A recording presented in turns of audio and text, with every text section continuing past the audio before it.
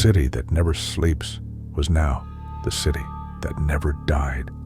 New York City had become a necropolis, its streets choked with the undead. The skyscrapers loomed like tombstones, their windows shattered, their interiors dark and hollow. The air was thick with the stench of decay, and the only sounds were the guttural moans of the infected and the occasional scream of the living. Noah and Michael had been on the run for weeks. Noah, 28, was the older brother, a former Marine with a sharp mind and a survivalist's instinct. Michael, 24, was softer, a musician before the world ended, but he was learning fast. Together, they were determined to escape the city, but every route they tried was a dead end, literally. Their journey began in a crumbling apartment building in Hell's Kitchen. It had been their sanctuary for the past month. But the horde was closing in. The brothers barricaded themselves in a fifth-floor unit, their supplies dwindling. Noah peered through the cracked window, his rifle slung over his shoulder. The streets below were a sea of rotting faces, their milky eyes staring blankly upward. "We can't stay here," Noah said, his voice low. "The barricades won't hold much longer." Michael nodded, clutching a crowbar. "Where do we go? The bridges are swarming. The tunnels are collapsed. We're trapped."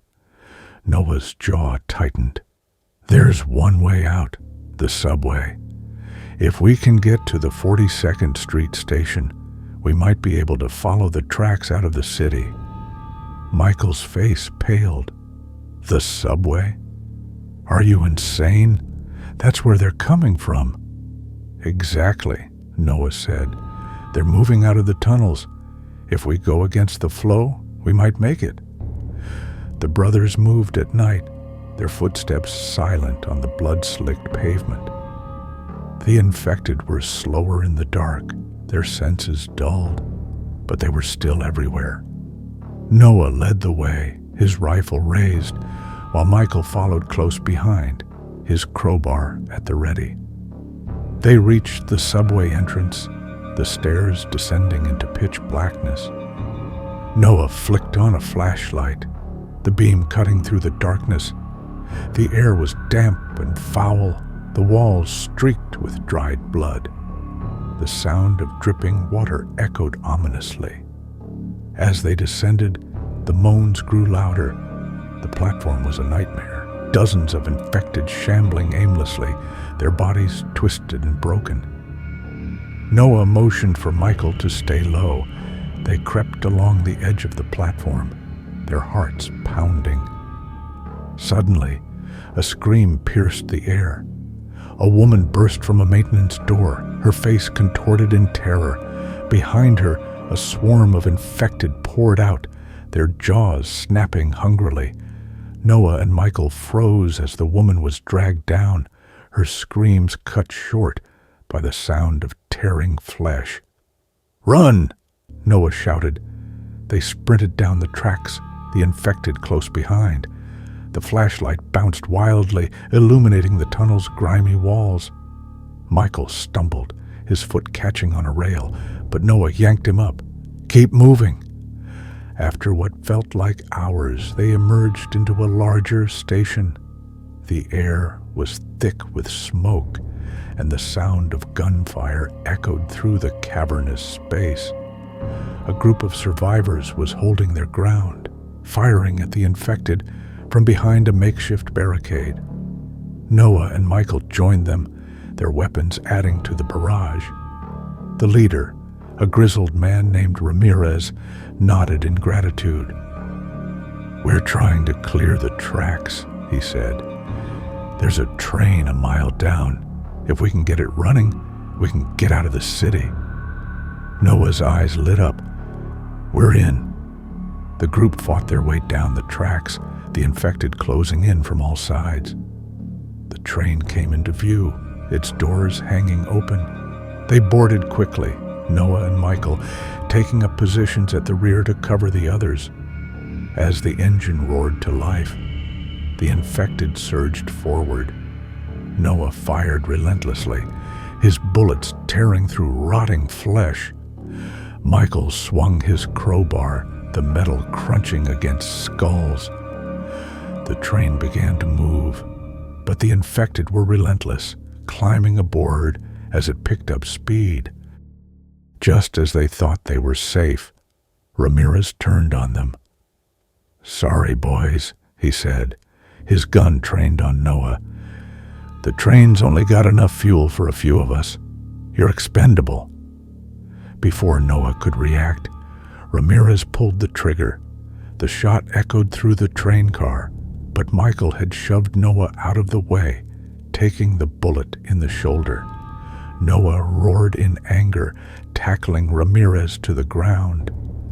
The two men grappled, their fists slamming into each other's faces. The train lurched, throwing them off balance.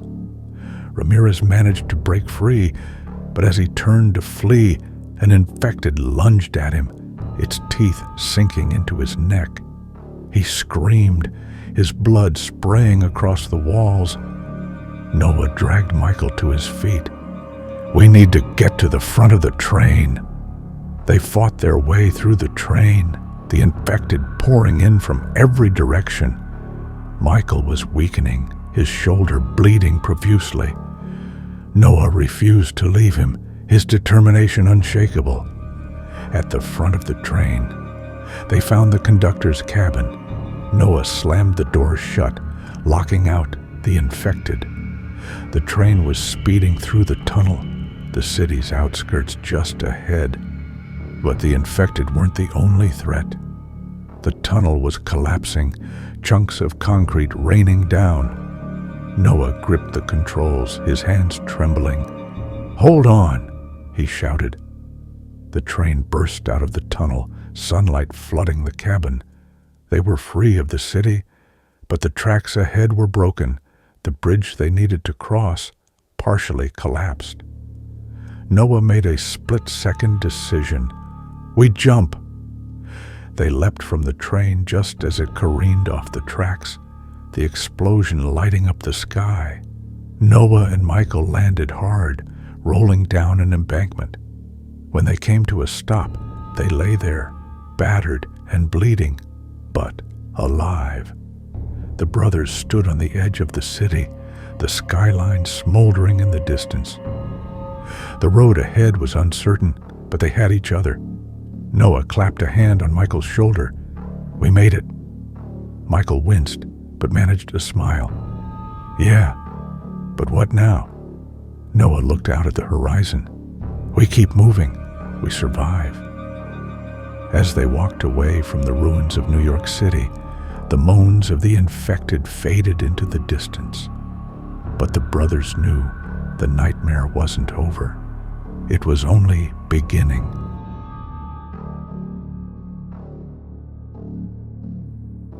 The moon cast long, skeletal shadows across the cobbled streets of Oakhaven as Noah and Michael arrived, their battered wagon creaking a mournful tune. They'd heard the whispers. Oakhaven, once a bustling market town, was now a haven for vampires. Noah, the elder brother, gripped his worn hunting rifle, its familiar weight a small comfort. Michael, younger and quicker, clutched a rusty iron poker, his knuckles white. They'd lost their parents to a fever a year ago, leaving them with nothing but each other and a stubborn refusal to surrender. Their first night was a brutal baptism. The air grew thick with the coppery tang of blood, and the silence was broken only by the distant, chilling shrieks. They barricaded themselves in a deserted bakery, the scent of stale bread a stark contrast to the fear that gnawed it. From their hiding place, they watched as shadowy figures glided through the streets, their eyes glowing like embers in the darkness. Michael, despite his fear, was quick-witted. He used the old oven's bellows to create a makeshift smokescreen, momentarily confusing a group of vampires that had approached the bakery. The next day, they ventured out, scavenging for supplies. The town was a graveyard of shattered windows and overturned carts. They discovered a hidden cellar beneath the bakery, filled with old farming tools and forgotten weapons. Noah recognized a crudely made crossbow and a quiver of bolts. He'd seen his grandfather use one when he was a boy. It was rusty but usable. Hope, fragile but persistent, flickered in his heart. That night, the vampires attacked again, their numbers seemingly endless. But this time, Noah and Michael were ready. They used the smokescreen again and fought back. Noah's crossbow bolts found their marks with surprising accuracy, while Michael's poker, though clumsy, proved surprisingly effective at deflecting attacks. They fought with a desperate ferocity born of survival, using the shadows and the bakery's cramped interior to their advantage. As dawn approached, the vampires retreated, their unnatural strength waning in the sunlight. Exhausted but alive, Noah and Michael emerged from the bakery, the rising sun painting the sky in hues of orange and gold. Oakhaven was still in ruins, but they had survived the night. They knew the fight wasn't over. The vampires would return. But they also knew they weren't helpless victims. They had weapons, wits, and above all, each other. They had found a strength they didn't know they possessed. A strength forged in the crucible of fear and loss. Their journey to reclaim their town had only just begun. But for now, they had won a small victory against the darkness. Like and subscribe, and I'll see you in your nightmares.